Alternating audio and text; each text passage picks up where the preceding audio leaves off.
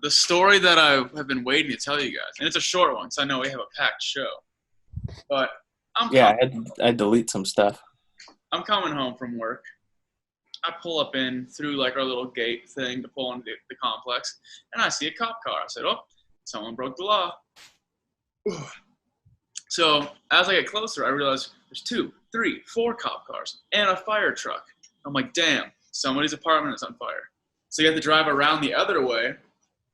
And then all of a sudden, like, there's a family outside. And I said, "Hey, what happened?" And the girl says, "Oh, someone blew up somebody's car." And I pull over, and there's, like, Grand Theft Auto style. All the windows are blown out. There's, like, shit on all the cars around it.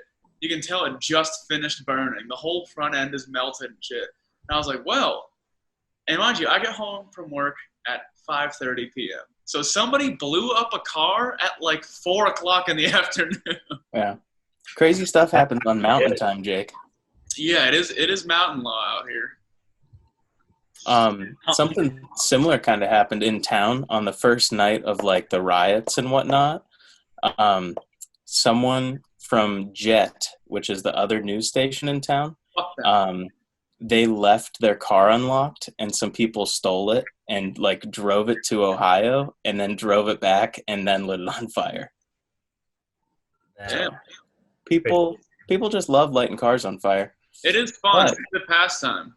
Nothing shows pure chaos like a car on fire. Exactly. This just looks good in the distance. Yeah. But you know what else looks good in the distance? 11 episodes. Welcome to episode 12 of Bro Football Focus.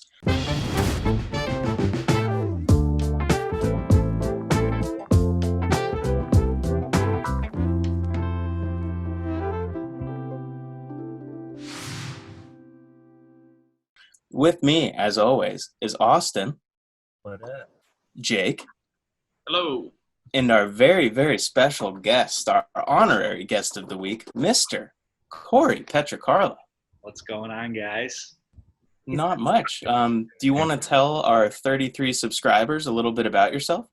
Yeah, sure. I am Corey. I am a avid Bills fan. Got the logo tattooed on the butt. That's how you know I'm always straight repping. Wow. And I went to college with these hooligans, and we like football. So let's have a good episode, huh? Oh, it's going to be a great episode. They've only gotten better every episode, so don't break that trend. Well, they're great. When I have a technical snafu, then they get worse. But that's on. But so, Corey, are you clear with how the Hot 32 works? Because not a lot of people are their first time on. I mean, it's gonna be a little sketchy, but we should be okay. The qualifications are being able to read. Yep. And that's it. That's the qualification. I got it pulled up right here. So not all of our guests have been able to do it too smoothly. And by not all of our guests, Jake means bull. Yeah. Hey, we had to do it for bull. Man, he's like got other problems going on. Reading is not the main focus. Exactly. You can't worry about reading when your hand almost got cut off. Yeah. Exactly. He's fine though. He's living. But without further ado, let's start everybody's favorite segment, the Hot 32.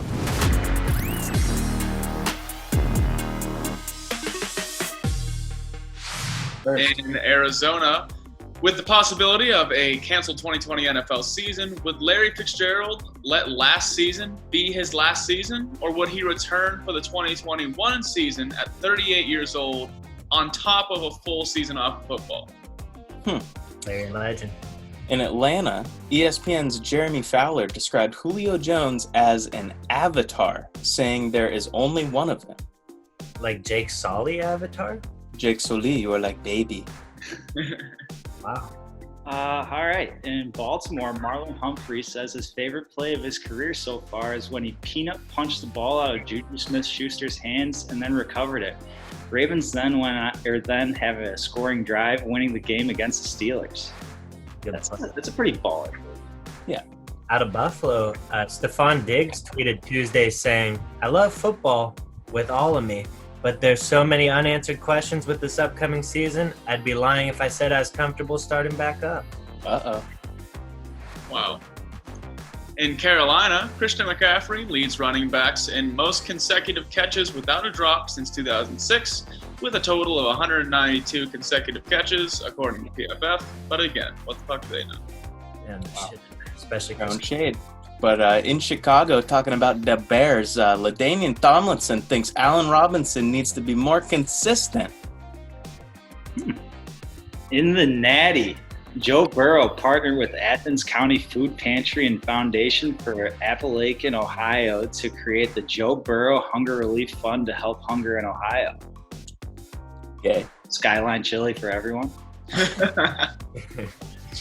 In Cleveland, Twitter was pissed off earlier this week when Nick Chubb was ranked number 7 on ESPN's top 10 running backs in the league. They're saying that it was pretty disrespectful. Yeah. Wow. In Dallas, July 15th is the deadline for franchise players to sign long-term extensions, and Dak Prescott still has not come to a long-term agreement with the Cowboys. Who wants that Patty Mahomes? In Denver, rookie wide receiver Jerry Jeudy clocks in at a whopping 75 overall in Madden 21. Yeah, it's ridiculous. But in the Motor City, DeAndre Swift says he respects Kerryon Johnson in their upcoming position battle, but he's ready to compete. In Green Bay, the Packers Pro Shop now sells a terrifying wooden sculpture of Aaron Rodgers. It is weird looking. It's weird. In Houston, J.J. Watt says he probably won't play this season if face shields are required. Wow. Little snowflake. In Indianapolis, NFL.com's Adam Sheen ranks the Colts as one of the NFL's most complete teams. In Jacksonville, Jaguars announced plans for 25% capacity with mandatory masks at TIAA Bank Field, which is a dumb name for a field. It is. Yes, it is. Kansas City, perhaps some of the biggest news. Patrick Mahomes signed the largest contract in sports history, a 10-year extension with incentives worth $503 million, with $63 million guaranteed at signing, and $141 million guaranteed in the event of an injury. And ESPN's social media team broke that down to like $96 per minute, $5,472 per hour, $137,000 per day until the end of his contract 10 years from now. Pretty sweet. That's fucking crazy. That's so ridiculous. In LA, the Chargers, Justin Herbert's Madden rating was revealed to be 70 overall, lower than Joe Burrow's 76, and Tua Tagovailoa's 73 overall. Yeah. The Rams, Aaron Donald has been seen in a video doing some sort of sit-up squat hybrid, laying down, then standing all the way up without using his hands. That man is not human. He's a machine. In Las Vegas, the Raiders are selling Raiders Legacy bricks, where fans can have their name or saying engraved on a brick that will be laid in the new Allegiant Stadium. Sick. In Miami, Dolphins fan blog The Finsider wrote an article entitled EA reveals Tua Tagovailoa's Madden rating and it is good. I read the article and they rated him 73 overall and claimed anyone familiar with Madden, a 73 overall rating is a perfect rating for any rookie. Okay. But it could have been Joe Burrow's rating. Either way, in Minnesota, rookie defensive end DJ Wanham says he's excited to work with Danielle Hunter and hopes that he too one day can be considered for BFF's Sweetest Steps bracket. Yet to be verified. In New England, Cam Newton will wear a number that no Patriots player has ever worn under Bill Belichick's regime. 69. It's one. It's actually pi. Yeah, it's pie. In New Orleans, Saints are offering season ticket holders to opt out of 2020 season. So what does that mean if you don't opt out and you're just like, nah, I'm gonna keep them? Like, You just giving them your money, I guess. The New York Giants, Saquon Barkley was ranked as the #1 running back in the league by the ESPN poll. Huh. The New York Jets rookie running back LaMichael Perrin says, I feel like to be able to play in this game, you have to be able to contribute on all 4 phases, and that's something I'm good at. Okay. Some issues brewing up in Philadelphia. City of brotherly love. Doesn't seem like too much love is going around because Deshaun Jackson had to issue an apology after tweeting a supposed Hitler quote, that's Adolf Hitler for all you out there who thought it was someone else, about white Jewish people blackmailing America in a plot for world domination. I did thought it was Frank Hitler at first, but that's why I clarified for you. I appreciate it. Did you guys see that? Like, go and look at like how he had to cross out everything. Like he posted. Oh, we'll get to it. Just mind-boggling. But anyway, Don here in the Berg where I'm at. Will Alex Highsmith eventually push Bud Dupree out of the Steelers or off the Steelers roster? Don't know who that is. In San Francisco, running back Raheem Mostert has requested a trade after a contract stalemate. The Niners traded away Breida earlier this year, leaving their backup options to Tevin Coleman and Jerick McKinnon. In Seattle, the Seahawks offer full refunds for season ticket holders for the 2020 season. That one seems a little more straightforward. In Gronka Bay, the Bucks may be a landing spot for Antonio Brown, which would almost guarantee a Super Bowl. Says who? PFF? It says me. Oh. What's up? In Tennessee, Titans Darrynton Evans among the most explosive running backs in the 2020 NFL Draft. Nice. Hard hitting news. In Washington, Adam Schefter reported that Washington will use no Native American imagery in its new name, and an anonymous source close to the team said that they are going to stick with the original colors of burgundy and gold. Well, Corey, as our honorary guest, what out of the Hot 32, besides the Bills story, would you like to talk about? Well, I mean, I'm going back to New Orleans. Like, how are you going to, like, have some people opt out? Like, what does that mean? Does that take some season ticket holders who have been waiting, like, do they opt out and then, like, their position as a season ticket holder is just gone? Or, like, what does it mean? Like, how can you have some people opt out and then just leave some people there? Like, Seattle's probably doing it right, getting rid of it all. See, now maybe their season ticket system is some type of, like, subscription style to where it's, like, you pay every year, maybe? So, like, all season tickets? I don't have the money That's to what a buy season ticket tickets. is. What do you mean? I mean, like, Maybe you do the 10-year deal and you save 20%. Who knows? I don't know. I mean, like, Jack was telling me, like, the waiting list to be on, like, the Steelers season ticket holder, like, to become one. I mean, you have to put in, like, 15 years in advance. People are, like, putting their season tickets in their will, like, and passing it down to their kids. So I don't know how, like, if you opt out, does that mean, like, the Saints are a pretty good franchise ever since they've had Drew Brees. I'm sure they have a waiting list for season ticket holders at this point. Like, if you opt out, does that mean you're opting people in? I got the details. Research. Ticket holders can opt out of their tickets, which will not affect the 2021 season tickets, or get a refund for the 2020 season. Those who choose to roll over their tickets or cancel their tickets for the 2020 season will still have their tickets secured for the 2021 season, according to the letter. Although I'm not going to lie, none of that really answered anything. Why would you call it an opt-out, not just a refund for this season then? Yeah. Maybe they just wanted to be a little different. Yeah. We Or want maybe to be they different. have, We want to set apart ourselves and how we deal with season tickets. there might be some shady I was going to say, there might be some legality there because I know Louisiana is, like, the only state in the United States that practices civil law instead of common law or whatever, opposite. Bird law? No, bird law would be bird. Oh, that's McPoyles versus all right, I gotta get back to somewhat seriousness. But honestly, I think it's like Louisiana is the only state in the country that practices either civil law or common law, whichever one the other 49 states don't practice. It's because they're predominantly French or something like that, and that's what France. So I think the issue stems from like they're gonna have less seats than they have already sold.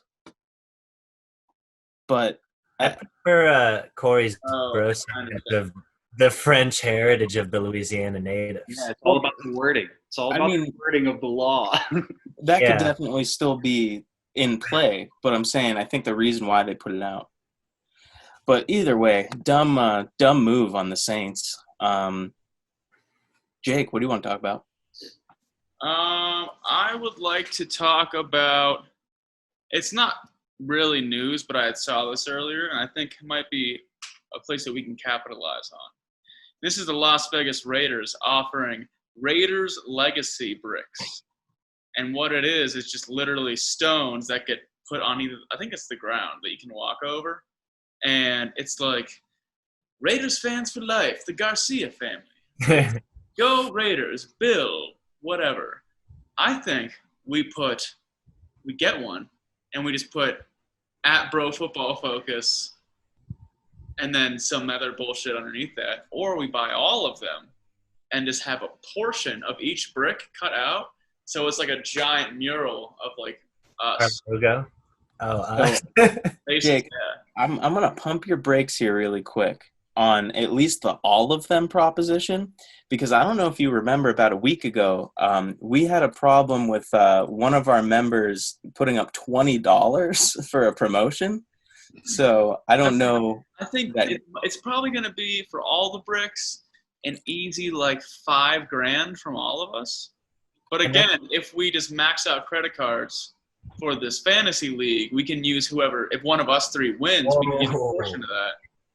Jake, no collusion on the cast, first of all. Hey. Second of all, way to duck around the original statement proposed there by Hunter of you ducking and diving the $20. I paid the $20. Oh. I think Austin is trying to pull a switcheroo on you. Oh my! Because he is the dirty deedster in this group. But if you guys don't know already, Austin, how much do you think a brick costs? Because I know. Like a Supreme brick or just like a normal standard? It's a 4x8 engraved with up to 3 lines of text legacy brick. How much do you think it costs? 3 lines of text? Holy shit. I'm going to say $500. Corey, how much do you think it costs? Based off what their season tickets are going for, and they sold out like immediately, I'm going to go with I'm going to go highball with it and go 2,500. Ooh, Jake, what do you think? I'm going to go, are we doing prices right? Of course. Okay, I'm going to go $19.99.99. Oh my gosh, you're dumb. Austin, what'd you say, 500? 500. Austin wins Price is Right rules. They go for $850. Oh, damn. $8.50 or $850? $850. That's still quite a bit for a brick, though, and I think we might be a few promotions away from that. How much does a Supreme brick cost, though? Just I don't know. While you got the Google open. But when you first proposed this, 1,000, or read this off, I thought you meant like they're tearing down the old stadium and just selling pieces of the bricks, just kind of capitalizing on their garbage. You know how like at Bicentennial Tower in Erie, there's like all the bricks lined with it's like that. Yeah. Somebody's gonna say something stupid. Oh yeah. Somebody's gonna say something really dumb out of brick, and it's gonna be like. I mean, like Barstool Sports could almost have like, or you guys could have like a freaking dumb brick of the week because there's gonna be so many. There's gonna be a Harambe brick for sure. Oh, it's Las Vegas. You can pretty much say whatever you want to say on those bricks. There's gonna be some like legal hooker out there who literally has her number. Yeah, like, just like dick suck for $5. 403. She pays $850 for that brick. Hey, all I gotta do is 55 dicks. That's a day's work.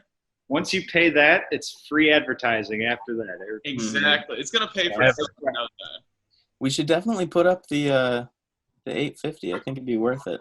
I'm down. Corey, you in on this or what? Yeah. I might be in on it. Like, it's something really If we get all the guests to split it up like equally, I think it might not be that bad. There you go. $80 from each guest, Yeah. and we don't pay anything. You guys got to show 50. But Austin, what do you want to talk about? Well, I feel like we have to dive into the Deshaun Jackson situation here. Well, do or- we? Oh. Yeah, we can. We can. That's not. Yeah, we can. Yeah, we got to go in there, dude. Okay. And one thing, I didn't look this up, but I would like to see how this compares to was it Riley Cooper a couple years ago, dropped like the N-bomb? Riley Cooper just said the N-word like at a Brad Paisley concert or something. Deshaun Jackson like wrote a paragraph, I think. Yeah, well, he highlighted a paragraph out of some crazy book he was reading. Yeah, probably freaking like Mein Kampf. Yeah. There's like go to. But you can't get it here. you looking up the Riley Cooper situation? Yeah. But I'm seeing that Deshaun Jackson says that his anti-Semitic post was taken the wrong way. I heard the Eagles made him go like talk to like a Holocaust survivor or something today. Huh? Well, him and Julian Edelman have been chatting because I guess Julian Edelman is Jewish. Yeah. That's the I'd like to hear that conversation.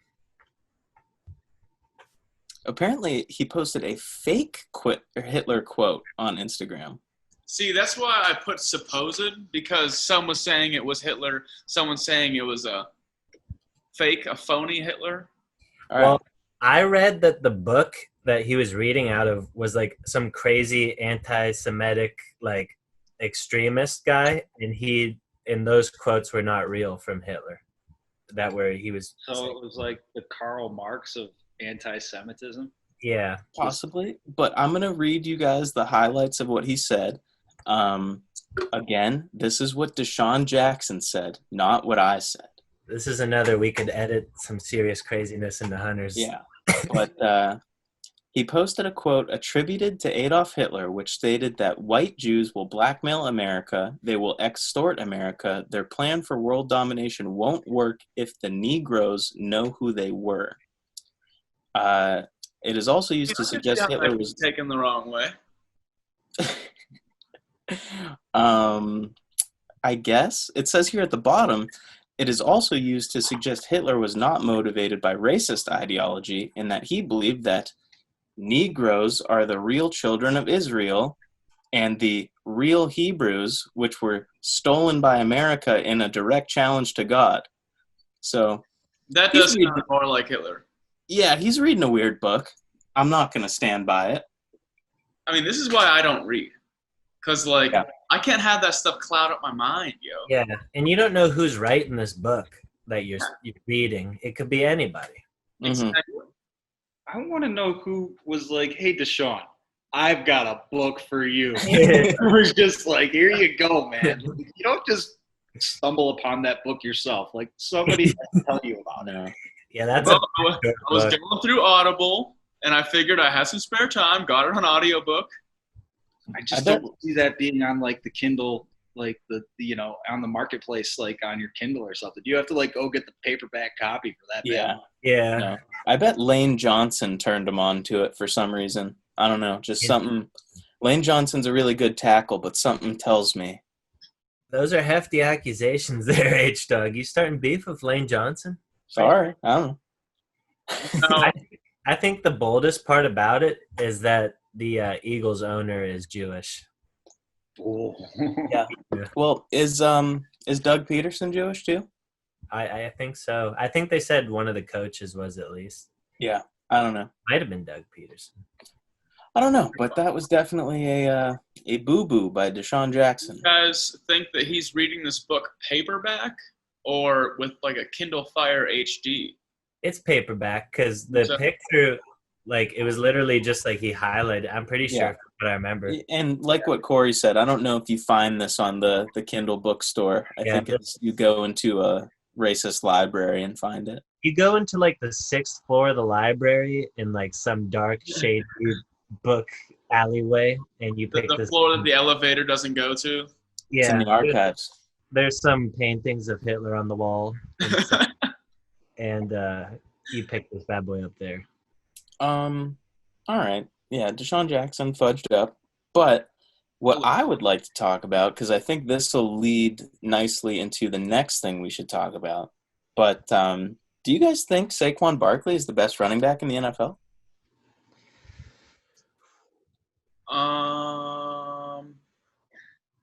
It depends on what he's doing. He's running. Well, I mean, like if he's catching passes out of the backfield, or if he's just strictly getting the rock handed to him. I'm just asking you: is Saquon Barkley the best running back in the NFL? I'd say like if there was like a fantasy draft.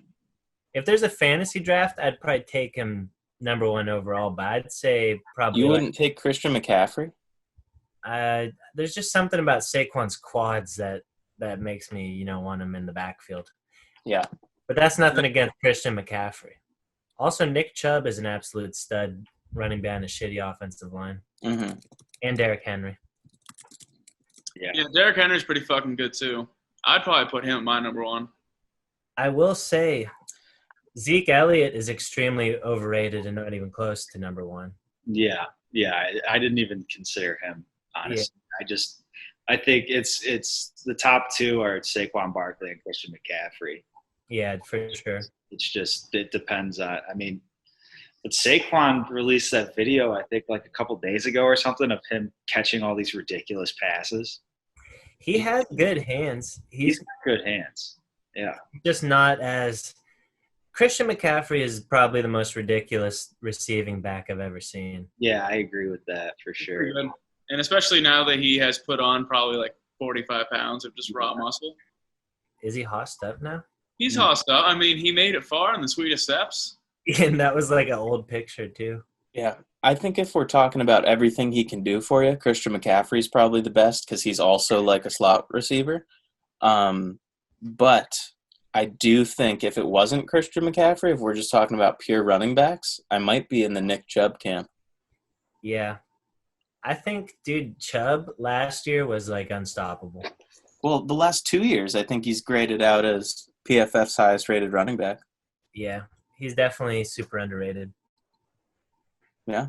Just sucks being a Brown. When I watch Saquon, like he's got all the physical gifts, but he gets like 1, 2, 3 yards per carry, and then like he'll just pop off a ridiculous run.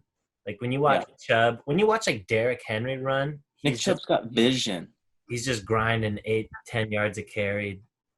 People don't want to tackle him. Like Derrick Henry's thing is he's 6'5", and like no other running back in the NFL is 6'5". Yeah. I also heard Shannon Sharp said he was on the field with Derrick Henry, and Derrick Henry was like significantly bigger than him. And Shannon Sharp's 250 pounds. So he's like 260, 270. I'm sure you guys have all seen the picture of Derrick Henry next to Mark Ingram. Oh, yeah. He looks like his kid or something. Yeah. And Mark Ingram's a Pro Bowl running back. Yeah. So. But, okay. Running backs, whatever. Let's jump into this wide receiver debate because was it last week we talked about it? Yeah. Last week we got into like a top 3 scenario, just kind of off the cuff. Now, before we start really breaking this down, Corey, who would you say off the top of your head is your top 3 receivers? My top 3, I've got to go Julio, DeAndre, and then, honestly, Mike Evans. Mike Evans. Yeah. He is, all things considered, he's had Jameis, and Jameis slings the rock and is willing to throw it to him whenever. But he has had some absolutely insane seasons with like nobody else on offense, just him. And So back in the day when Deshaun Jackson went to Tampa, he said the only reason he signed with Tampa is because he thinks Mike Evans is the best wide receiver in the league. Wow. well, I mean, honestly, could be He's a racist. but Mike Evans made Johnny Manziel at Texas A&M. Oh yeah. If Like- you watch like Johnny's college highlights, it's pretty much just a Mike Evans highlight. Exactly. Just like Allen Robinson and Christian Hackenberg. Yeah. or Brandon Whedon and Justin Blackman. Yeah. Justin Not Blackman. about that, dude. Hunter, I added Justin Blackman onto the Where Are They Now list, but Sweet. I don't even know where he is like now. he's deep down there. That is a perfect. Where are they now? Yeah. He's gone. So, where is this a list that was made of the best receivers of like this year? Like Yeah, current best receivers. So ESPN did a poll where they asked 50 league executives, coaches, scouts, and players to compile the top 10 at all the positions. So that's where like that Nick Chubb kind of stuff came from and the Saquon Barkley stuff earlier. It came from the same polling. So I don't know like if all these executives are from the same teams pretty much or if like they're spread out. So it's not like database. It's just Yeah, it's just like guys in the league though, like real scouts and coaches. But interesting enough, when it comes to our opinions versus NFL scouts, coaches, players, whatever, we're pretty darn close. Just the only one who didn't really follow along was Jake, being a big dummy, thinking Stephon Diggs was in the top 10. Silly. Well, I might could be. throw the Diggs in there, dude. I might I throw will- So, Corey, can you see this list on the rundown here? Yeah, I got it. Who would you take out to put Stephon Diggs in, like Amari Cooper? I mean, yeah, I would take out Amari Cooper. And also, in my personal opinion, Odell isn't even the best receiver on his own team. Like, Wow. I think You think Jarvis is Jarvis better? Landry is, I think, better. He does have good hands. Jarvis Landry is really, really freaking good. Like, Yeah. Yeah, he's pretty good. the man is a reception just hoss. Okay. Yeah, and he does illegal crackback blocks and ends. Yeah, I know. I fucking hate him for that. But I don't know that I how would. bad it is to get cracked back, and then you're like, you stand up, dazed and confused, and you say, "I deserve that. I didn't keep my head on a swivel." Like, and that's just, damn. but Aaron Williams did not get up from that crackback. Oh, jeez. There's Yeah, so many people. Like, even look at when fucking, I think wasn't it Juju who laid out Vontae's perfect? Oh yeah. Yeah, he got a little revenge on Vontae's. Yeah, maybe that'll be a good fun game of the week. Biggest revenge or top revenge plays. And JD and Sean Merriman. I would say you could argue Stephon Diggs is better than maybe Cooper, Godwin, maybe Keenan Allen.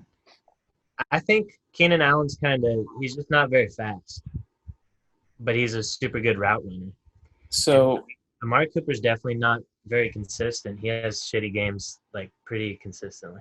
I think the only reason Amari Cooper is on here is because he's on the Cowboys and because he had like 2 or 3 games last year where he caught like 3 touchdowns for over 150 yards, or maybe even just 1. But I mean, yeah, if he had those games all the time, he'd be like top 5 maybe. yeah. So I definitely think Amari Cooper could probably get switched with Stephon.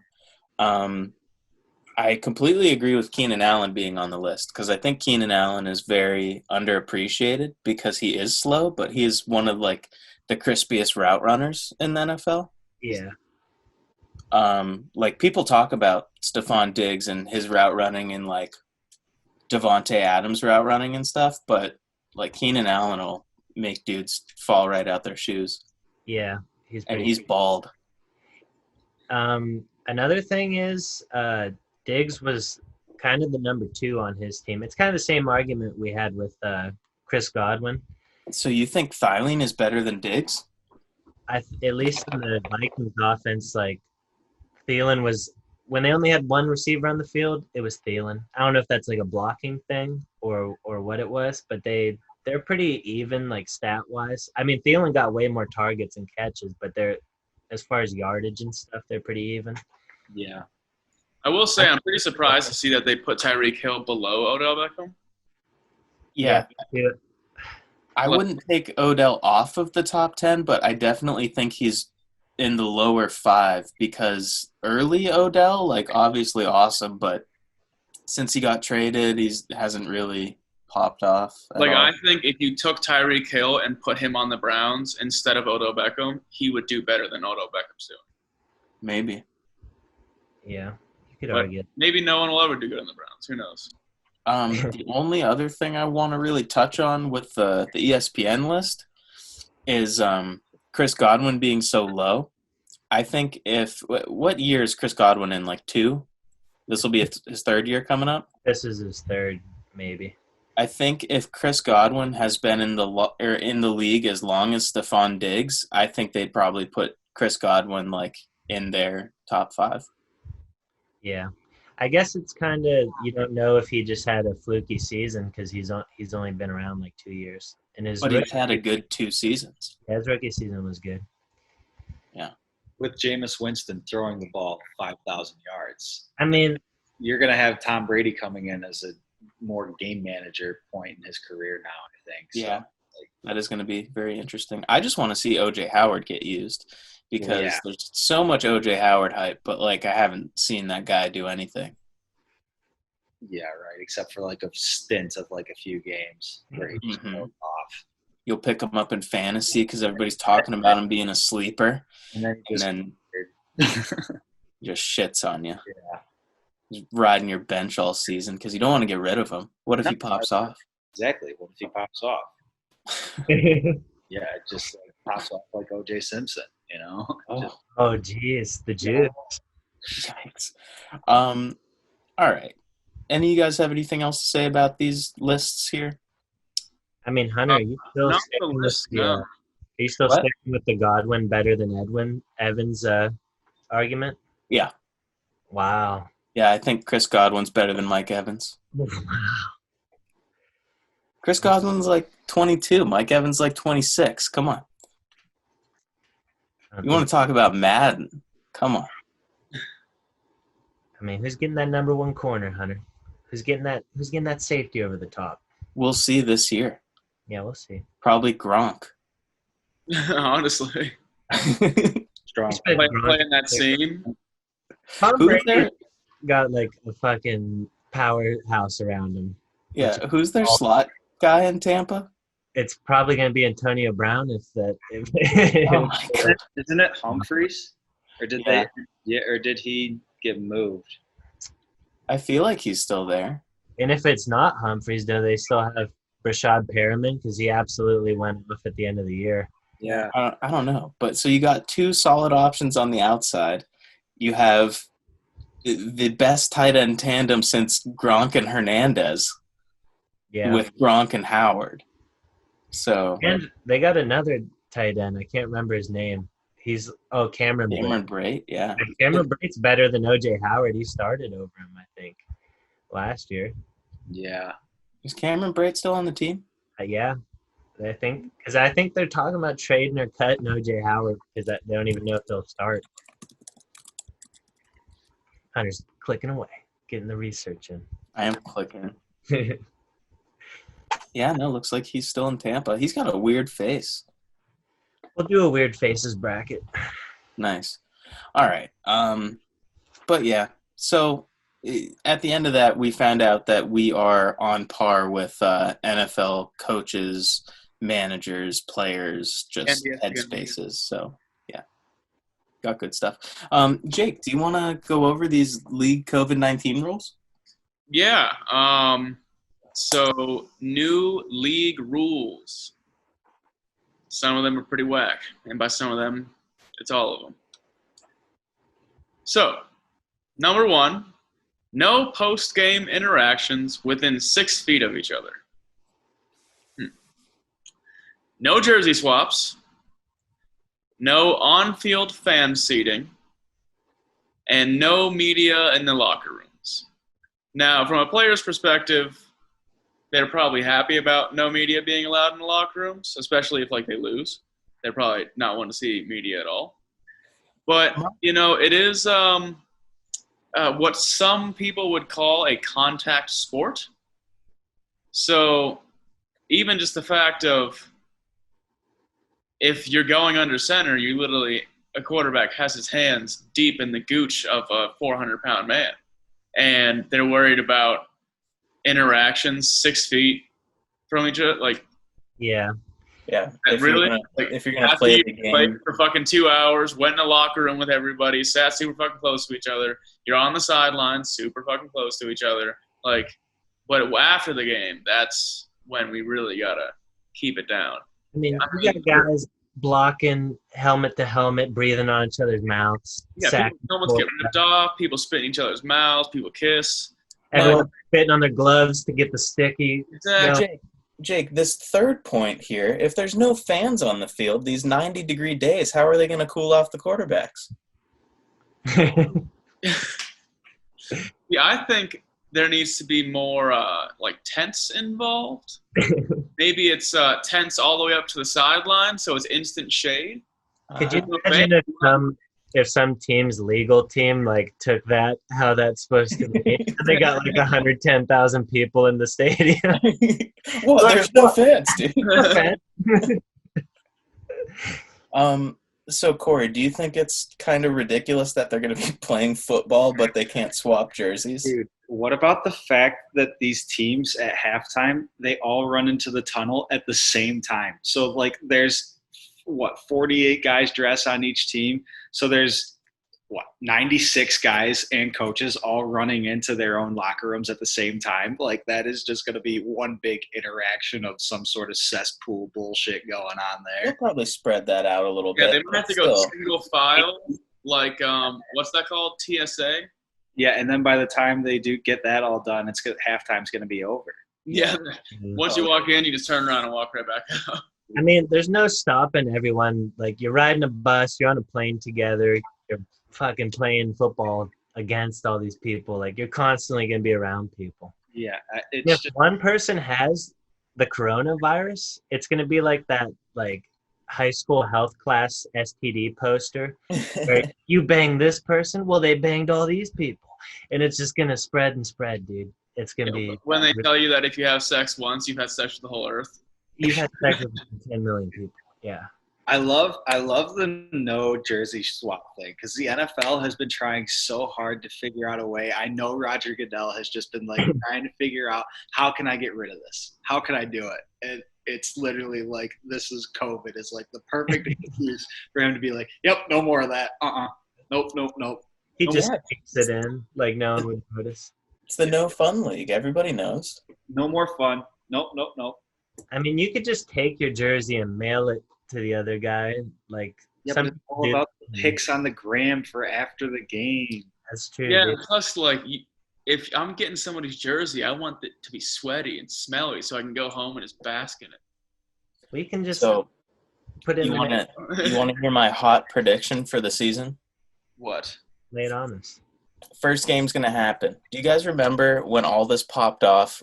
Mark Cuban was on the sidelines at a basketball game, and he just got off the phone, and he was like, "Oh, what?" And then they just canceled the game halfway through, and everybody leaves. Yeah. I think one game is going to happen, or however many games are in that scheduled slot. Then the next games are going to start up, and a quarter into that game, someone's going to get a call, and it's just all going to be done. No, dude. Don't even talk about that. I hope that doesn't happen. I obviously want football the whole time, but I kind of have a feeling it's going to be like that.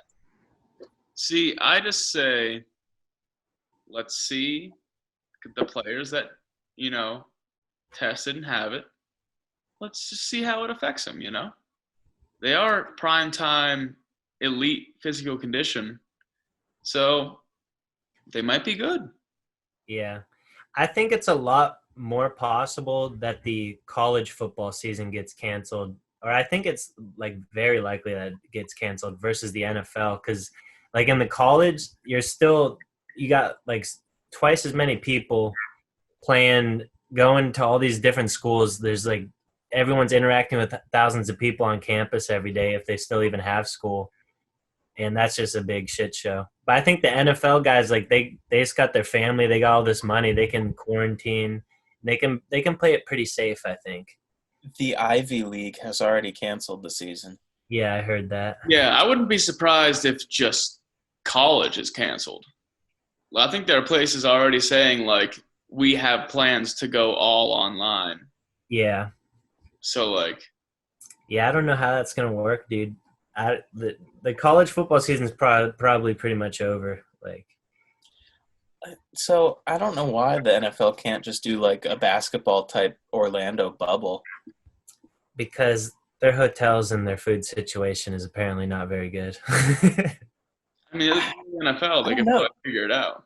Did you see the video with J.R. Smith? He was very happy with his selections. You got to think that's like, how many people are on an NBA team? Like 10? And then you got 12 maybe. You got 53 guys on an NFL team plus coaches. Practice squad. Coaches. All right. Practice squad there. A practice squad. There's at least like 5 Holiday Inns in any 30-mile radius in America.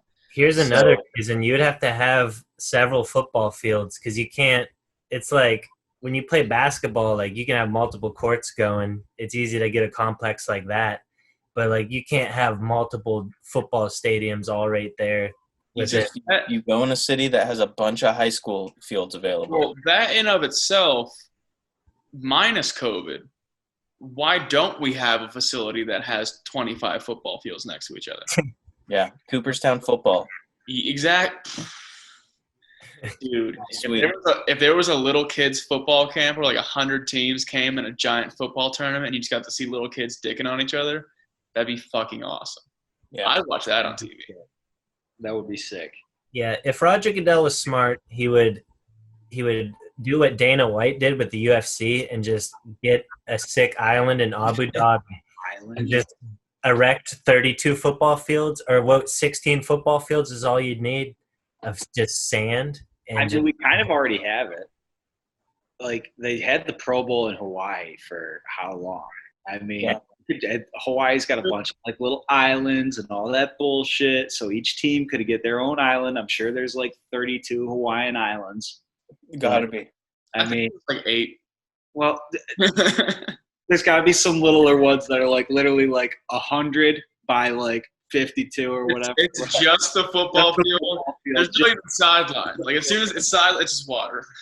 Yep, it's just water, rock, sharks. The coaches are in boats. Jake, Hawaii is a tectonic hotbed, and in like thousands of years, there absolutely will be 32 or more islands. Yeah, I would say in probably maybe like 100,000 years. When Hunter said tectonic hotbed, like I just thought of like a volcanic eruption killing the entire NFL. That would just be horrible. So yeah, I mean, honestly, if they want space, like all of Kansas, plenty of room. It's literally, it's Courage the Cowardly Dog. That's what it looks like in Kansas. Yeah, just you could put probably 500 football fields and still have room for twice that. Jake, are there any NFL football teams in Kansas? In Kansas, no. I don't think so. You almost got him around it. Yeah. I wanted to see if you were going to say the Chiefs were. Well, I'm not. Never mind. I don't get canceled again. Never mind. I'm not intellectually challenged. He's not a nincompoop. Yeah. That's a good one. Silly goose. But, yeah. So those are the new rules. Hopefully they listen to us and put 1,000 fields in Kansas. Yeah, and just hopefully in general, hopefully there's football. Yeah, I'll be really, really upset. Yeah, if there's no fantasy football, it's going to be a sad, sad fall. But, like, even just, like, having these episodes and talking about all this preseason stuff is just getting me, like, nice and warmed up. Nice and lubricated for the season. Yeah. I don't want to, get a pre-chub and then blue ball myself for the rest of the season. No, Jake, listen, we're all throbbing for the season, so. But speaking of throbbing, let's get into this week's whoopsie of the week.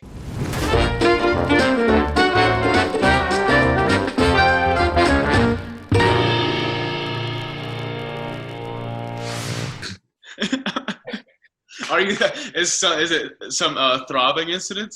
It's a throbbing story.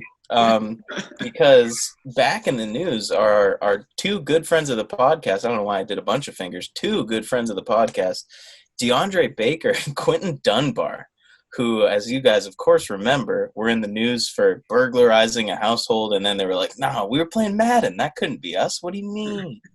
So it has just come out very recently that Quentin Dunbar and DeAndre Baker apparently paid over $55,000 in hush money to the people who they burglarized to falsify their testimony and tell people that didn't happen.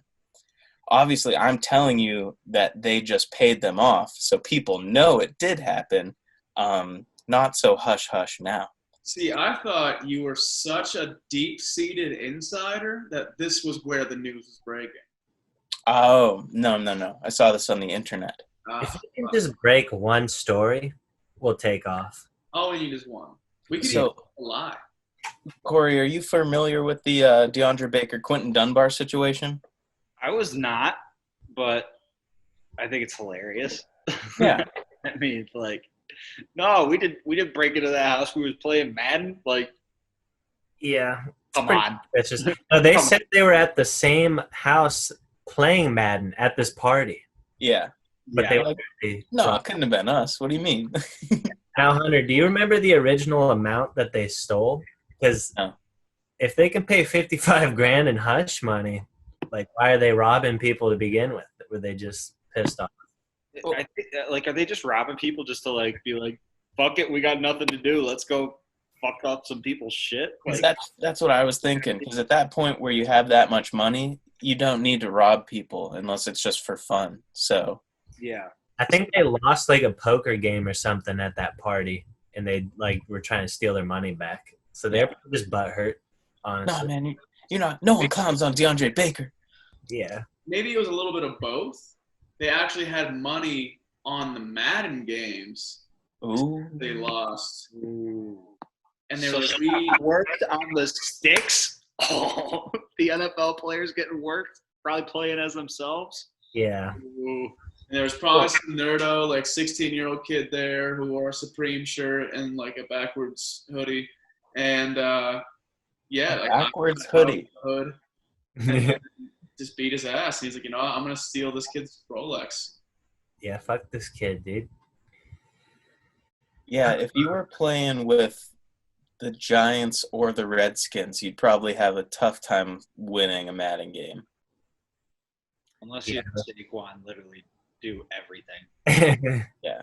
And then hop in and play defensive end on defense. I was going to say, yeah, because DeAndre Baker's not shutting anybody down. Ooh. Hunter, are you coming at the friends of the cast, dude? Wow. Listen, if it's gonna come out that you are hushing people, we're gonna talk about you. Sorry. Well, I respect people who try to hush the victims with at least $55,000. Yeah, and Stormy Daniels got way more than that. Yeah. Well, the Don's rolling way deeper than DeAndre Baker, dude. DeAndre Baker's on his rookie contract. But anyways, I'm thinking it's a good time for a peeps break. Yeah. Whoa. Wow, I don't see it all, but all right.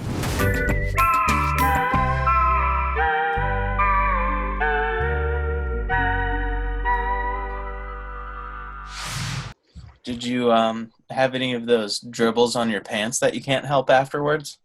No, none of that. None of that. We're looking pretty clear right now. Nice. That's solid. I hate that, you think you're clear on the peeps, and then you walk back into work and you're like, oh shit. Mm-hmm. Everybody's gonna know. Ever think I'm clear? Every time I'm like, yep. Have you guys seen Henry Ruggs' girlfriend? Because she's kind of ugly. No. No. Yeah. But we shouldn't include that. I don't want to slander Do you wanna girlfriend. have like an ugliest wives and girlfriends? That would be good. Maybe like our second year, we can do the opposite list of every list we did the first time. I did, and when we were talking about just the concept of the Jake's Fun game, I did throw out that we could do ugliest kids of NFL players. Yeah, I'm just trying to catch some hands from Vince Wilfork or somebody. On the fun game, though, Jake, I think a good systematic change, because sometimes we throw in like some honorable mentions and that kind of thing. I think we should always do our top 3, but then we should also always do an honorable mention and a dishonorable mention. So it's 5. Yeah. Well, I'll tell you, I'm not ready for this week. We'll do it. No, it doesn't have to be for this week. And we don't have to include the dishonorable and honorables on the graphic. I just thought it would add more content to the segment. No, definitely. All right. But speaking of hot segments, Austin, do you want to hop into your segment? Yeah, dude.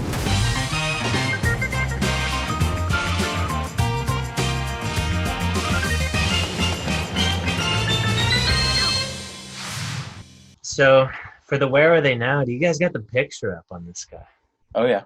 Corey, does that face ring a bell to you? No. Well, it does not. You know, I chose Good.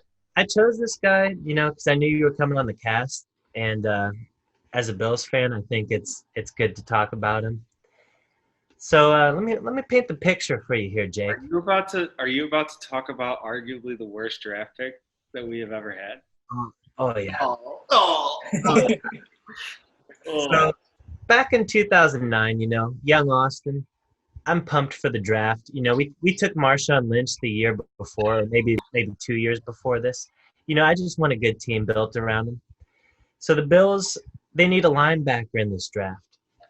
You got Brian Orakpo, Clay Matthews, Brian Cushing. And this video just comes up on ESPN. I'm watching one day, and Brian Orakpo is benching like 340 pounds with chains, and he's just a huge bodybuilding hoss, destroying people.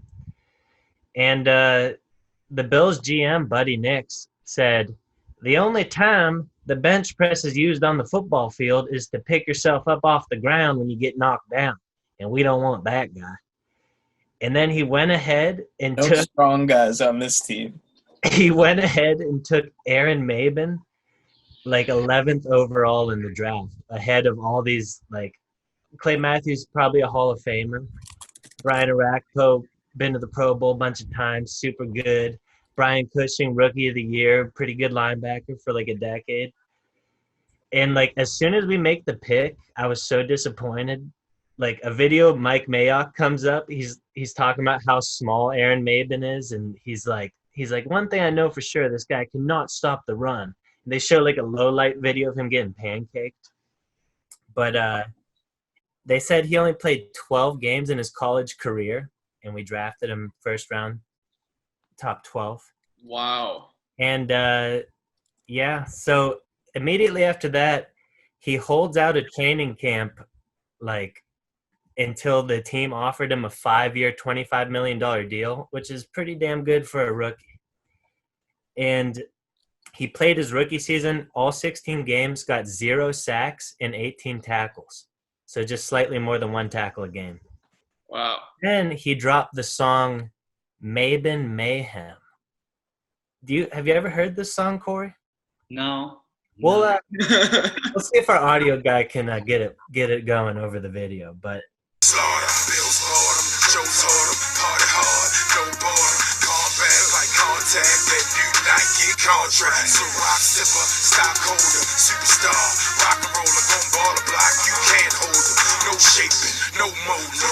you know, in the song he says, Ciroc sipper, stockholder, superstar, rock and roller. He called himself a superstar after having a 0-sack rookie season where he had 18 tackles. But anyways, then his second season, he only got 5 tackles and 0 sacks, and then we cut him the next year. Then he went to the Jets. Ass. He had like a decent season with the Jets. Like Rex Ryan was doing some weird blitzes and he wouldn't get blocked. He got like 6 sacks. But then the year after that, he got 0 sacks with the Jets. And then he got cut. He got cut like right after they played the Bills. Fred Jackson absolutely destroyed him. Just murdered Aaron Maben. It was one of the most devastating pancake blocks by a running back I've ever seen. And then, the Jets cut him. He had a cup of coffee with the Bengals and was just did their training camp. He signed a deal, got cut right away. And then he played in Canada for the Montreal Alouettes and recorded 2 tackles in his only game before he retired from football for good. So nowadays, Aaron Maben, he's an art activist. So here's an excerpt from his website in the About Me section. Aaron Maben is a 30-year-old art activist and former professional football player from Baltimore City, Maryland. Selected 11th overall in the 2009 draft by the Bills as a former All-American defensive end at Penn State, Aaron went on to play in the NFL for 5 years before making the decision to walk away from football to pursue a career as a professional artist. And then he says his transition from full-time NFL superstar to full-time artist and philanthropist has been extensively covered by ESPN, CBS, Fox 45, and garnered an HBO documentary warmly received by the critics. And then he goes on and on about, his exploits. But what do you guys think about that? Just calling himself a superstar, not only in Mayhem Maben, but on his website. I'm surprised he didn't call himself the Van Gogh of the modern art world or something. Yeah. I mean, that's where he's heading, I think. But yeah, you can go on his website. You can buy his paintings. They're not bad. I mean, they're pretty expensive. I can tell you his book entitled Art Activism by Aaron Maben sells for $43.90 on Amazon. And art activist. Yeah. So he's an artist. He's an artist, but he's looking out for his for art in general. Art activist. It's not just about the art; it's about the art world. I mean, he's not necessarily an art activist, but he is a activist for Black people through art.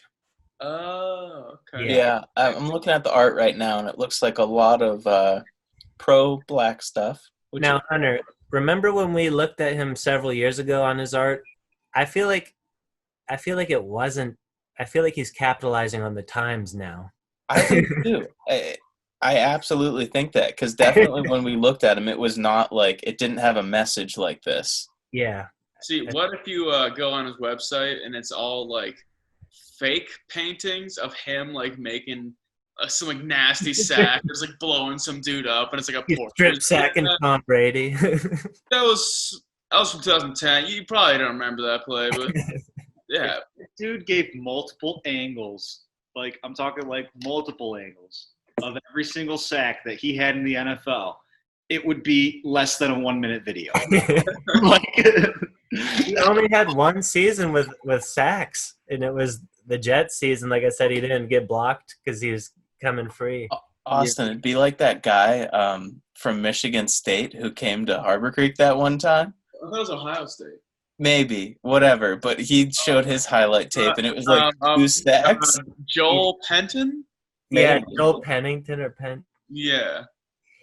This dude, just like you were saying, Corey, this dude had a highlight of, I think, 2 plays, but 10 different angles on each of them.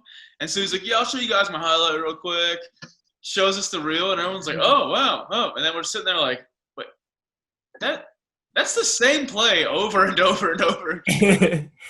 Yeah. Jake, do you remember it was before a scrimmage, Coach B somehow brought in an ex-NFL linebacker, and this guy was like, I played against Adrian Peterson in the game he broke the record. He's like, it wasn't my fault, though. I had 14 tackles on him. So I looked up just like the highlight video of Adrian Peterson running for 296 yards against the Chargers.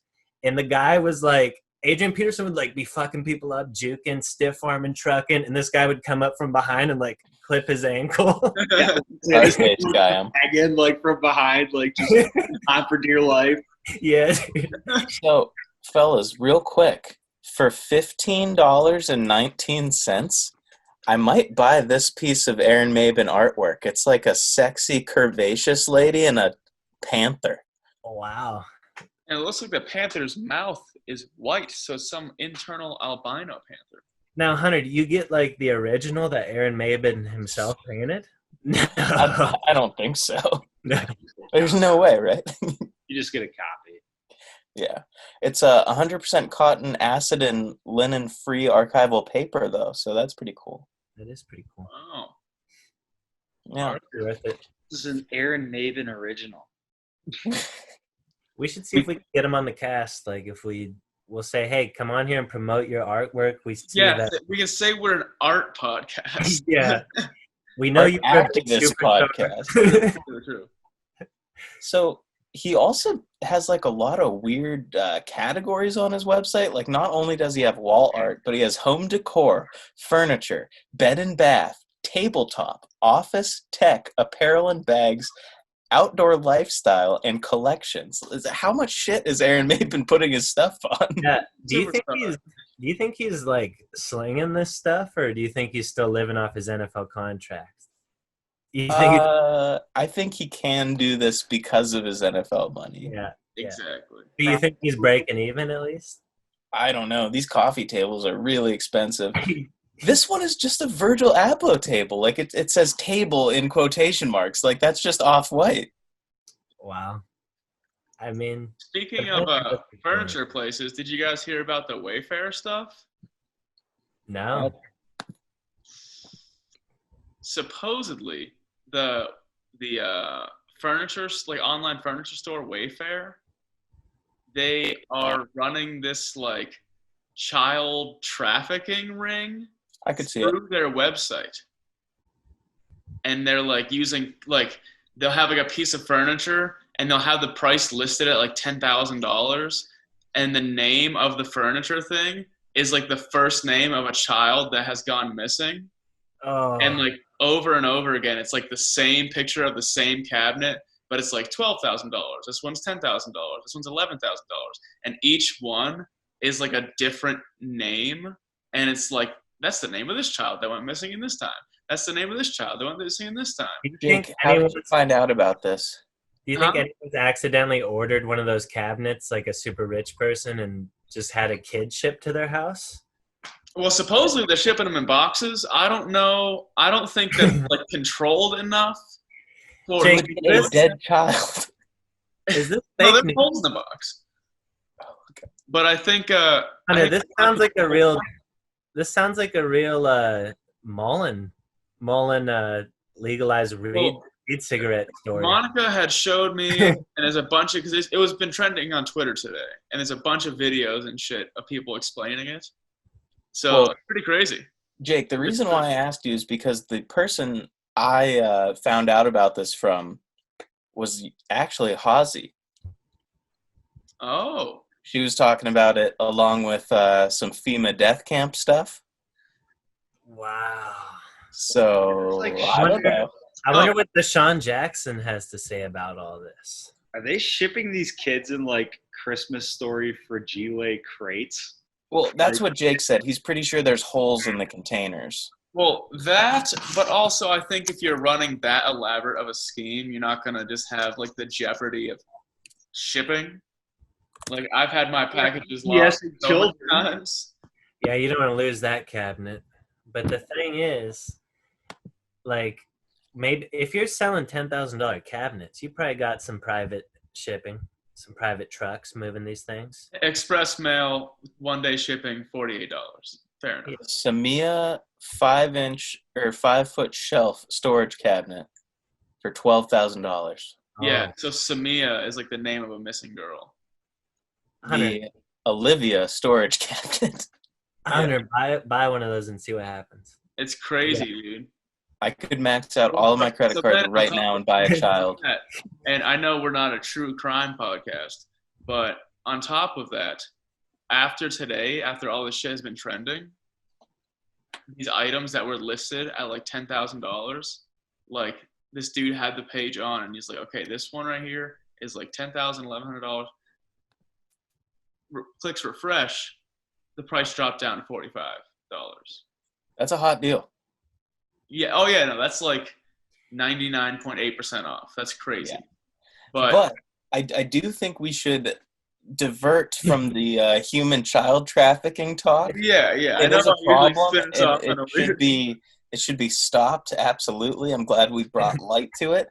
But Jake, how about we hop into your game?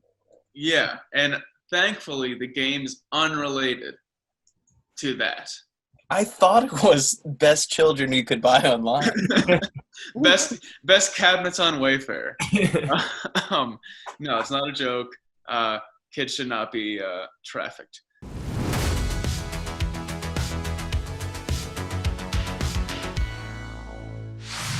Getting dicey. So, fun game of the week is top 3 sideline moments.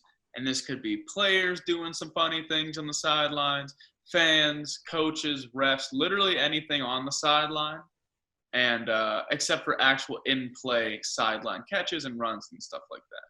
So the order will be Corey, me, Austin, Hunter. So give us your number 3 of top sideline moments. All right. So for me, you go on, you can look it up whenever. Terrell Owens, doesn't matter who he's playing for or like what quarterback's throwing to him, he'll walk up to him every time he's mic'd and he's like, man, you missed me. I was wide open. And he says it to like everybody. And there's like some of his quarterbacks just like start snapping at him. They're like, oh, you make it work. Like, shut the fuck up and go sit down, Terrell.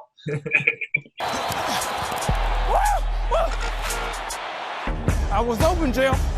Oh my God, Jeff. I was open. Man, running wide open.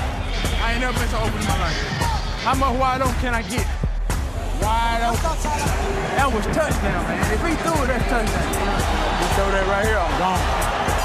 I know you're open every time. The problem is he yells at me because I have to go 1, 2, and then you're 3. That's I enjoy those. I enjoy those a lot. That's classic T right there. Classic T.O. Yeah, and we'll be running all these clips, obviously.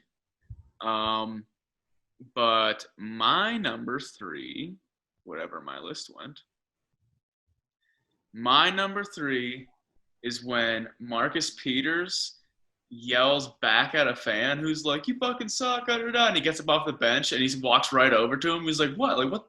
Go ahead, fucking say something. And, and then he's like, oh, Jesus Christ. And then he's just like, that's what I fucking thought. He's grilling him super fucking hard. It's just so funny. Because, like, obviously there are a bunch of people who always chirp players, but it's rare that they come up and say something. Yeah. Ass nigga, talk that shit now, nigga. Fuck you mean, nigga? Nigga, where you from, homie? Where you from, nigga? Where you from, homie? Where you from? Yeah, square ass nigga, talk that shit now, nigga. Fuck you mean, nigga? Nigga, where you from, homie? Where you from, nigga? Where you from?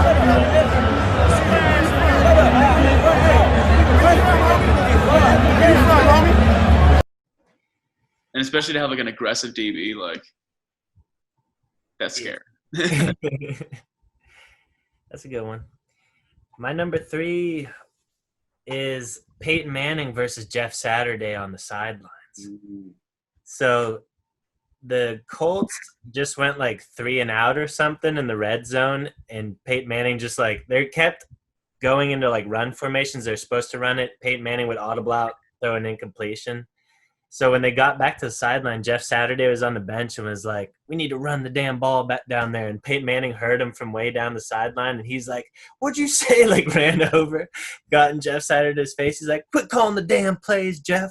And they're like going back and forth, and all the hosses were on Jeff Saturday's side. So Peyton Manning kind of got alphaed by the hosses.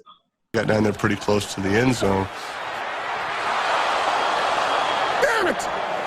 We threw the ball 3 times in a row and incomplete and had to kick a field goal. We came off the field and we exchanged words of how we thought it should get done. And Jeff comes off and says, we need to be running the ball down there. And I just snapped. Hey, quit calling the plays, all right? Hey, we got to run the ball. When we pass blocks, we'll run the ball. Can we run it down there? Just play We center. run it down Yeah, there. Jeff, Take some we running. will. All right, when we call pass plays, block. I was totally outmatched, size, strength, you name it. No, he's calling plays. Go sit down. He's calling plays. I will sit down. Y'all quit yelling. Hey, go sit down. No, we're cool, but y'all quit yelling. Over here telling us how to block. He's doing it. Come on, he's yelling at us. Jeez. Damn. The horse's turn again. I mean, like Peyton Manning versus Jeff Saturday, Peyton Manning wins. Peyton Manning versus the entire offensive line. That's like a fight you don't want. Because what if they just the longest yard of it, and they all just stand up and let all the defensive line hosses just come right at him. No, you can't throw stones in a glass house. Can't tell your O-lineman that they stink. Exactly. Yeah. Can't be bitching at the offensive lineman. No chance. You'll get smushed. My number 3 is a small one, but it's a good one, and it is absolutely one of my favorite things about football. And it's any time that the camera goes to Pete Carroll, no matter what is going on the field, all you see is.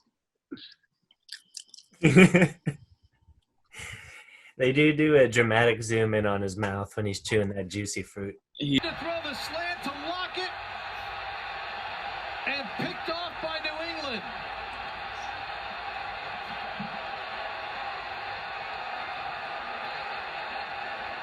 Is it juicy fruit for real? Oh, he goes he's through always- several packs of juicy fruit a game.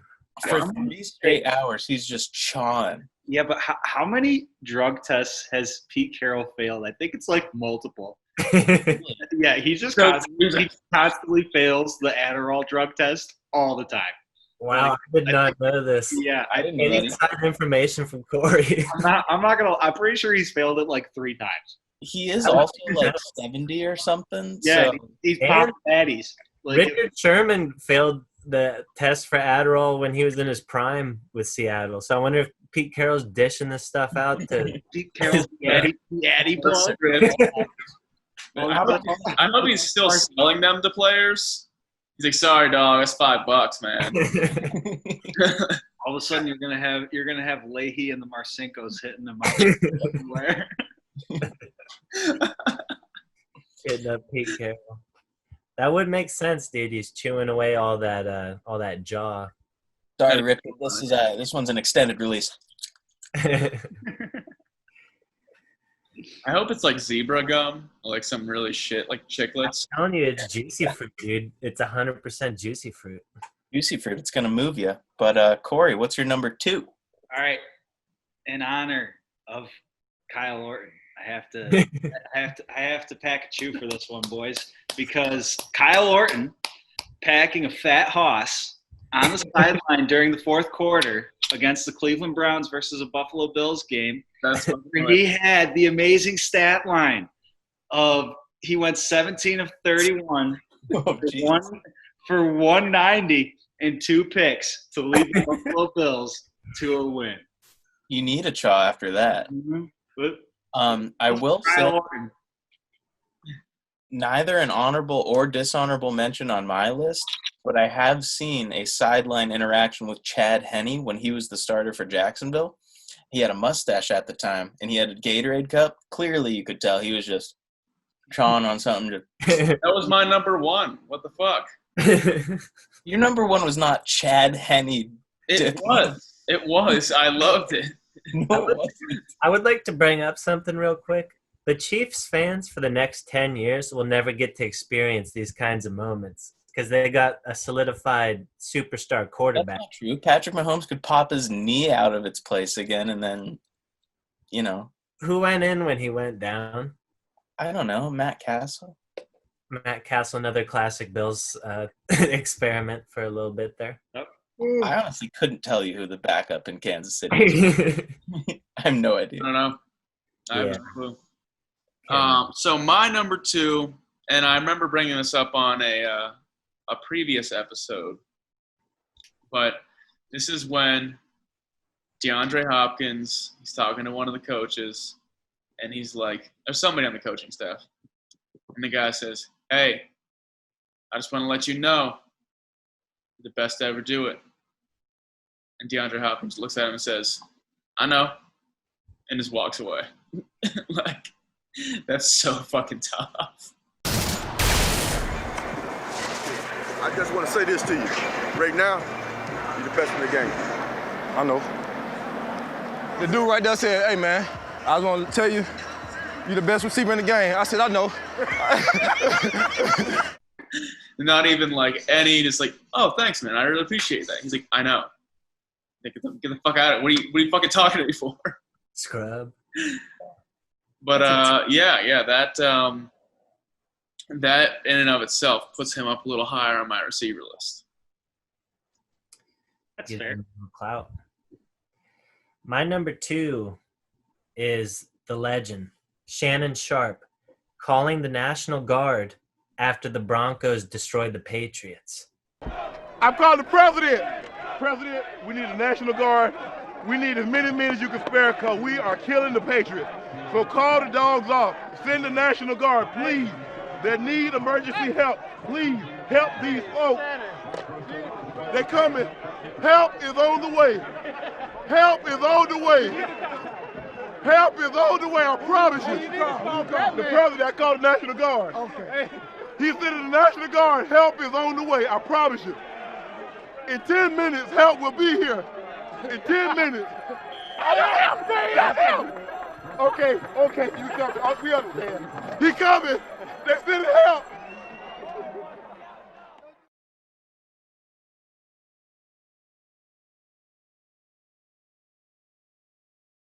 Yeah. Like, they're just beating the hell out of him. He goes over to the sideline, picks up a big red phone, and is like, hello, Mr. President. He's like, we're going to need the National Guard down here. We're killing them or something. He's going crazy. And it was just, it was pretty crazy for the time. That's fucking awesome. It's like when Ronald Reagan called Marcus Allen and told him that he was going to have to help him fuck up the Russians. But my number 2, another quick but a good one, just Mark Sanchez eating a hot dog. You know that life is good when you're the quarterback of the New York Jets and you can eat a hot dog on the sideline. During the last TV timeout, Mark Sanchez is trying his best to hide a hot dog and eat it.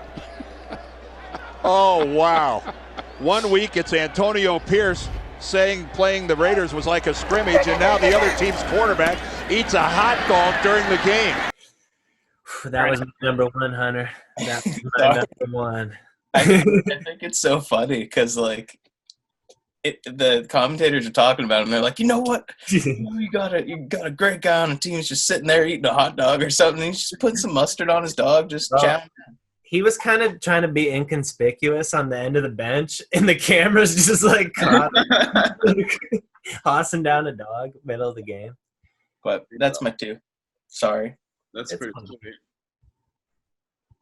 All right. So it's number 1 time, huh? Yeah, your favorite sideline moment of all time. So this is a great one. Late in the 4th quarter.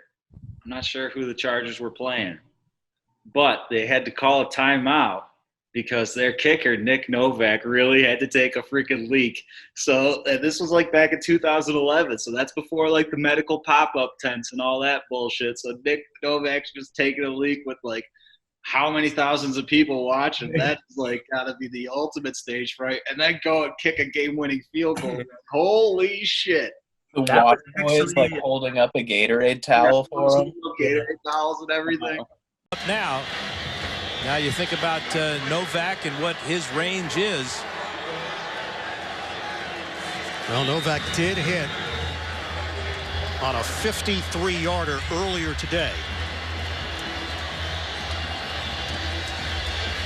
That was my backup in case someone took the hot dog one.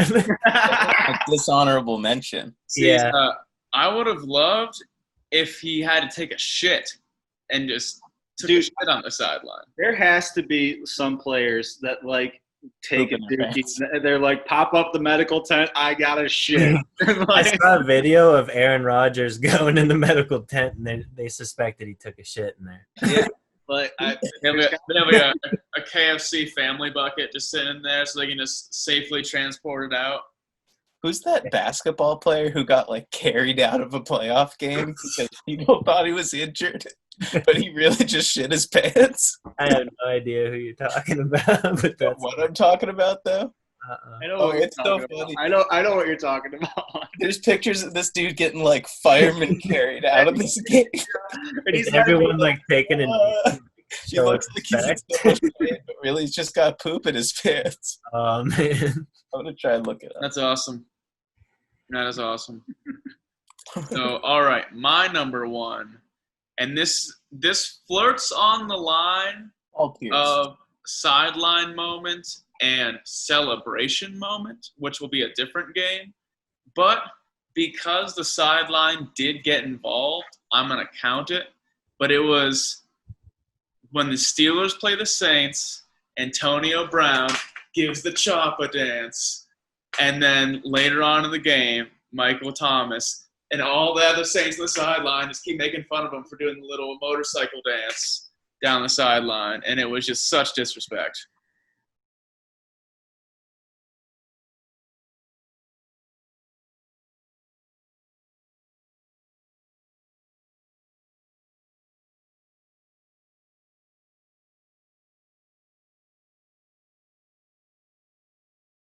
Yeah, it was pretty sweet.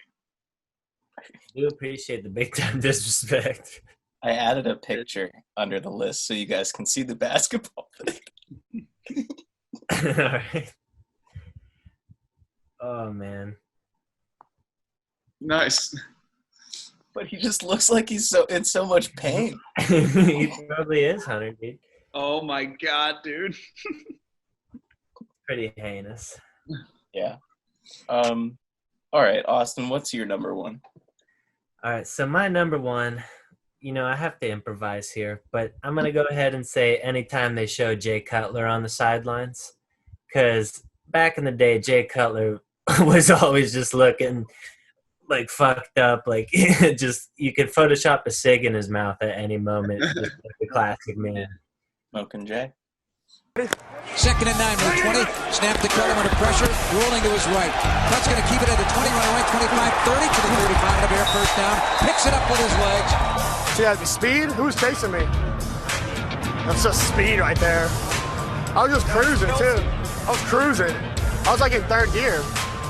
Well, that's a good backup, but yeah. I'm super happy that none of mine were touched besides the Nick Novak thing. So since I'm last, I am going to give an honorable mention.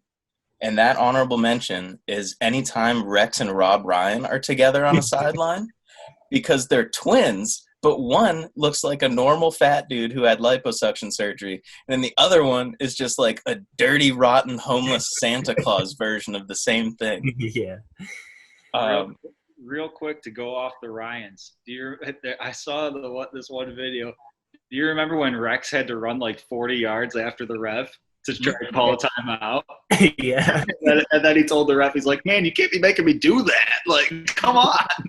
Have you guys ever seen Rex Ryan's tattoo of his wife in a Mark Sanchez jersey? Yeah. What? Dude, he had that switch to a Bills jersey. Yeah, when he switched to the Bills, he had it colored blue and put the Bills.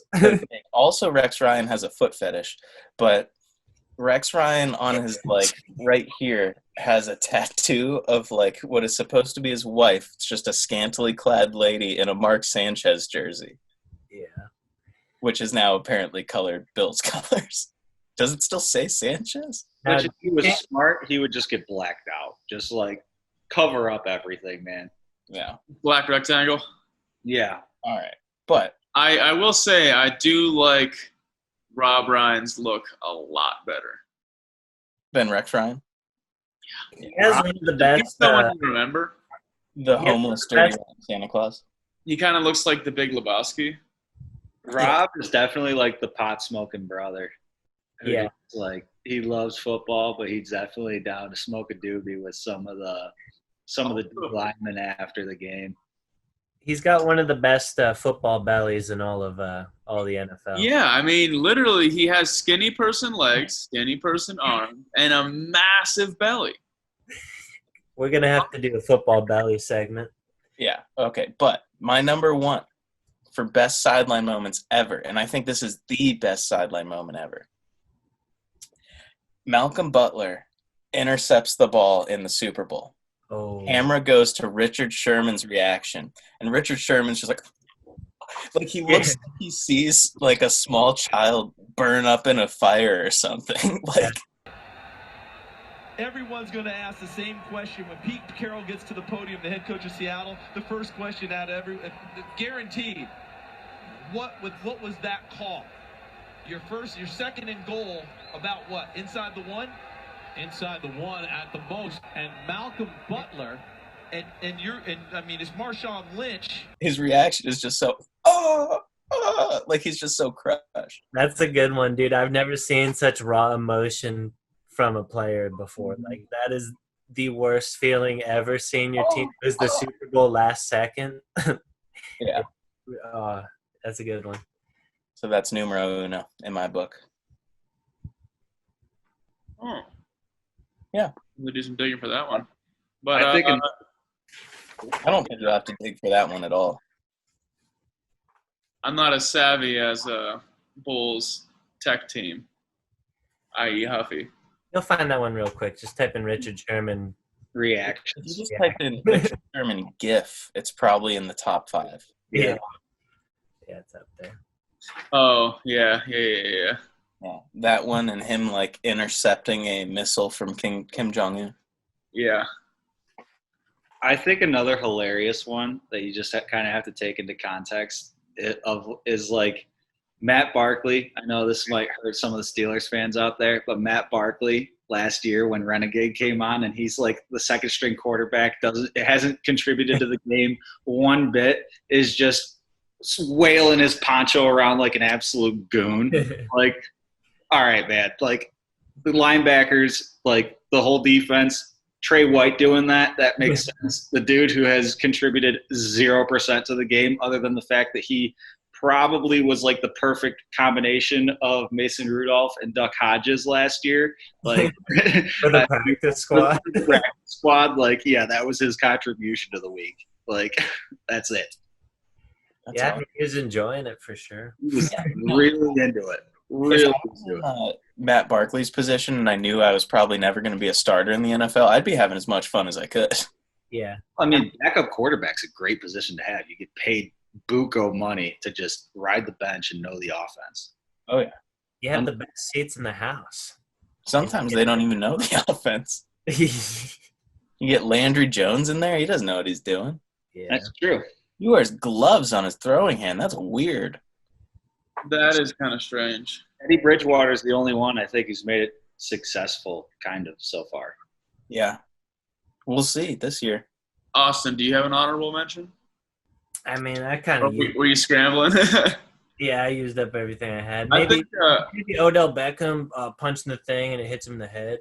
No. Yeah, that one's pretty sick. What were you That saying? almost made it on my list. No, that was going to be mine. It's the little honorable mention. It's kind of silly. I'm glad nobody chose that as their main one, though. No, it's definitely not the top at all. Yeah. I think maybe next game we can do best or top 3 NFL bad lip reading videos, because those are always a lot of fun to watch. My favorite part was when Aaron Rodgers said chicken strip carrot.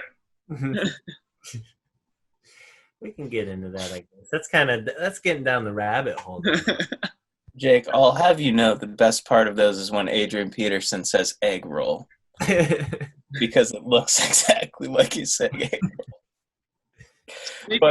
roll. Speaking of egg rolls. Yeah, let's get to these seps, fellas.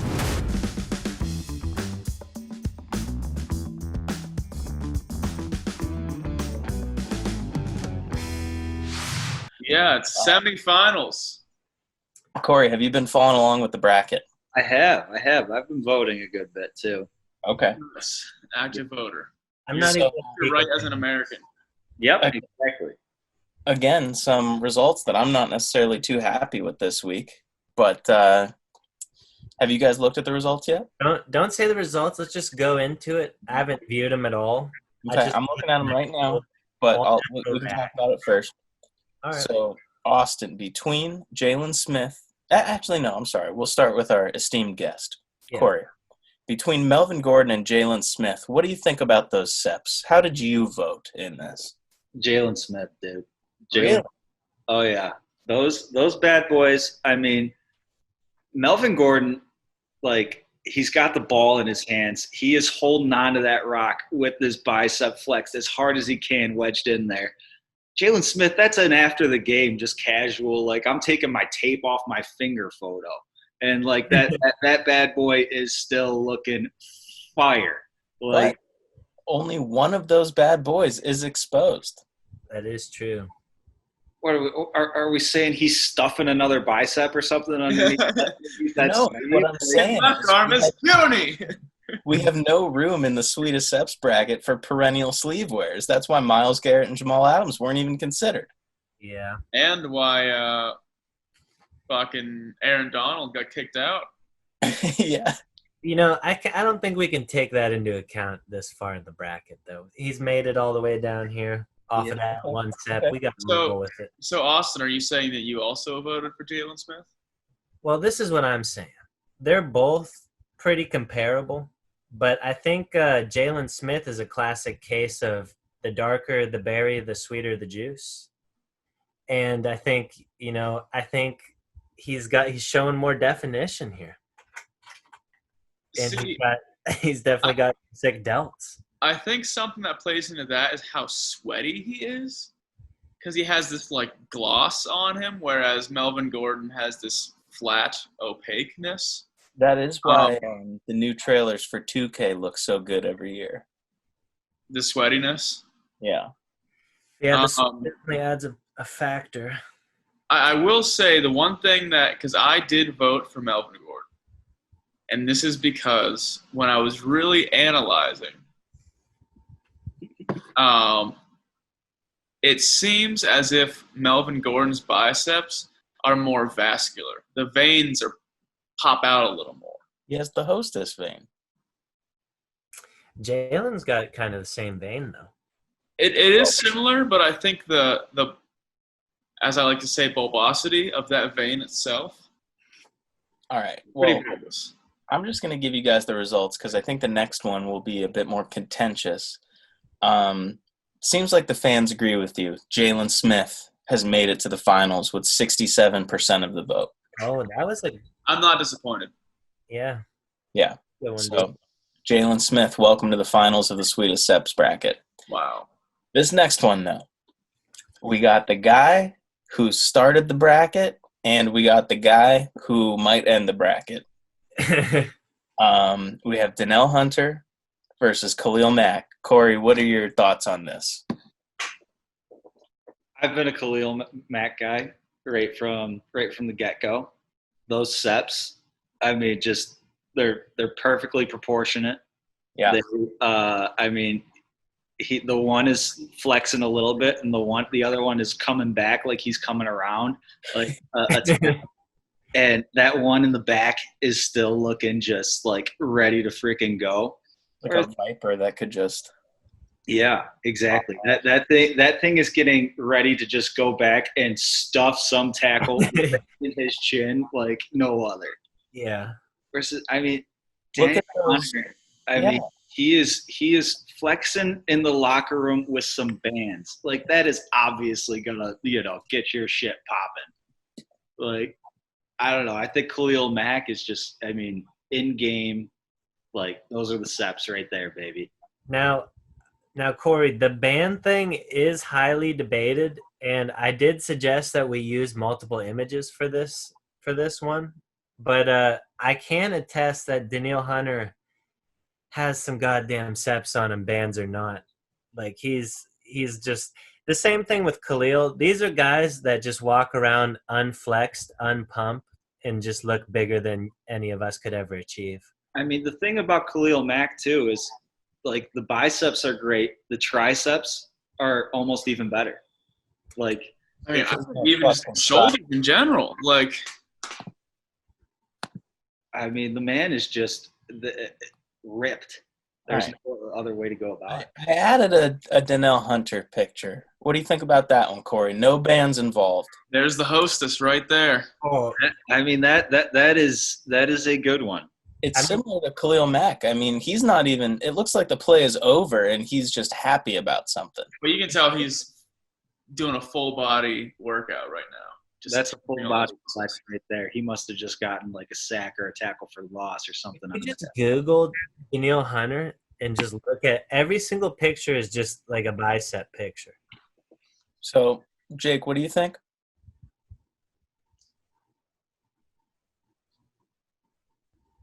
This is so tough. I'm going to have to submit my final vote.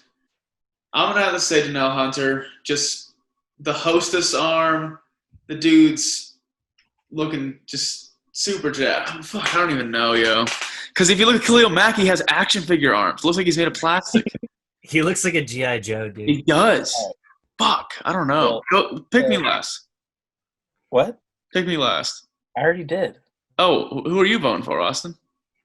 Listen, I'm going with Daniil Hunter, dude. When I look at – if I go to Google Images and I swipe on 10 pictures of Khalil Mack, he looks huge in every single one of them. But, like, when you look at 10 pictures of Daniil Hunter, the biceps are always, like, in the, like, perfect frame.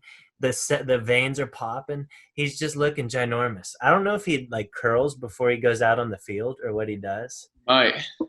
But the vascularity on Daniil Hunter's arms is ridiculous. Yeah, I'm going to agree, too. Yeah. Okay. But, Corey, you're on the Khalil Mack train, right? Yeah, I think the finals. It should just be like we got to get a hold of him and then just like have a curl off. That'd be sweet. We could be involved too, just in case. Yeah, just in case those weights get too heavy for him. Yeah. But all right. So if you guys thought 67-33 was a landslide, this next one is 71-29. So whatever you guys think, it doesn't matter because in the finals we have Jalen Smith versus Khalil Mack for the Sweetest Steps. That's heartbreaking, dude. It is. It really is. My number one was Tyreek Hill. My number two was Donnell Hunter. What? Corey, you missed the Tyreek Hill show. I am so upset. I watched the whole thing, dude. I mean, Tyreek Hill, those are some seps. I wanted to weasel him back in somehow, some way. You're a weasel. They wouldn't let me. They wouldn't let me weasel. No, here's the thing. If you decide to do some of the best quads, I mean, or hamstrings even. Hamstrings. That dude's like the fastest one in the league. Those. I want to do best gracilis. Really get specific. Or platysmas. But either way, no matter what the next bracket is, we still have 1 week left of the Sweetest Steps, in which the championship will feature from the Dallas Cowboys, middle linebacker Jalen Smith, or from the Chicago Bears, outside linebacker / D-end Khalil Mack for the championship. I can't believe Daniil Hunter lost, dude. This is the most upset I've been with the Big Nasty or the Sweetest Steps bracket. Like, who are the people voting here, dude? Do we got a bunch of Khalil Mack bots? A bunch of people from Buffalo? That's what he has so much time on his hands. He's like, I gotta hack this bracket, you know. I mean, if whoever wins, we gotta give him a shout out and give him a shirt. Yeah, they could probably use the publicity. We'll have like a shirt with their bicep, and it'll just be the Bro Football Focus football. Or maybe, how about this? We go long sleeve shirts, and their biceps are printed on the inside of the arm, so it looks like you have the winner's biceps. Or we just make big inflatable arms of Khalil Mack. Like Khalil Mack's arms literally look like the ones that SpongeBob like. Anchor arms? Yeah, the anchor arm. If I had arms like that, dude, I'd definitely get an anchor right on there. I put another picture between Khalil Mack and Jalen Smith. They had to wheelchair him out. He's mushing that poop around. That's Yeah, great. his face is like that because he can feel the shit just expanding all over his cheeks. I'm trying to see, like, you can't really see the poop, though, dude. Or can you? Oh, there's a picture. If you type in Paul Pierce poop pants, you can see a smear. Oh, fuck. Why are you taking this so hard, dude? He's like, this is like the greatest tragedy he's ever been through, dude. This is a Hall of Fame player, Yeah. and this is how we're remembering him. I mean, say something good about Paul Pierce. Like, we got to end on a good note with him. Well, think about all those times he didn't shit his pants. Yeah, that's a positive. Yeah, more often than not. They play, what, 82 games a season? Yeah. So you're going to shit your pants eventually in your career. Yeah. If you don't shit your pants, what are you even doing? And he always played well against LeBron, so. Yeah. I'll say that about him. Well, thanks for coming on the podcast. Such a late change up there. Watching the video. Oh, man. Thank you for having me, fellas. I really appreciate it. No problem. We're happy to have you. Definitely a lot of fun. Covered a lot of topics. Yeah, dude. Yeah. It's good having you on. Tune in next week to see the conclusion of the Sweetest Seps bracket. Yeah, for real. The revealing of the next bracket. Yeah. Do you guys know what the next bracket is? I'm pushing for the last one I suggested because I think that'd be really good. I don't remember. Or do you have any takes or changes or additions to the show? Any feedback? No, I mean, you guys have been killing it. I'm a big fan. Definitely, send me the link when this is all said and done. I told a few of my buddies from back home that I was going to be on it, so they'll probably want to give it a watch. Make sure they also give it a like, a comment, and a subscribe. For sure. I'll do that. But, Corey, in honor of you, I want to propose a next bracket idea to you. Okay. What do you think about? So, are these sweetest seps or sickest seps? Sweetest. Okay. What about the sickest stash? Oh yes. Oh yes. Absolutely. You could bring some back from so many eras of football that it would. I mean, are you going to include coaches? Wow. Oh yeah. If you're including coaches, Jags, I don't know if we add Gardner Minshew or Shad Khan, the owner. Oh. I don't know what to do. That's why it's a good list. That could be like a pigtail preliminary. They got to play for the spot. Yeah. Who I'm trying to think, like Aaron Rodgers, obviously. I mean, he grows out a sick one. There's got to be some random players. Like, didn't Ryan Fitzpatrick have a mustache at some point? He's always been a beard guy. He may have been rocking. He may have been rocking a mustache at one point, though. He's a big beard guy. Eric Weddle did just a mustache at some point. Yeah. Yeah, I could see that. Yeah, definitely. I know we can find 6 stashes for every team for sure. That is a pretty good bracket. Here's one that might get overlooked. Deion Sanders with the little draft day stash that he's got going on. You know, that little Eddie Murphy thing. I do like little stashes. My favorite mustache in sports right now is actually John Morant. John Morant. Yeah. The anti-bailing. Yeah. A good one. Yeah. The sweetest mustaches would definitely be something that I'm going to be voting on. Sickest stash. Oh yeah, you're a stash professional. Yeah, I am a stash professional. That's the classic ooh baby. That's why I figured I would unveil it and get your blessing. The classic soap. But yeah. So once again, thanks for coming on. Once we cycle through the guests again, if you would like to come back, you're more than welcome. Absolutely. This was a lot of fun. All right. Sweet. Well, until next week. Yeah. Nice, I appreciate it. This was episode 12, but fuck 12. Yes. Oh. All right. Whoa. Hot take.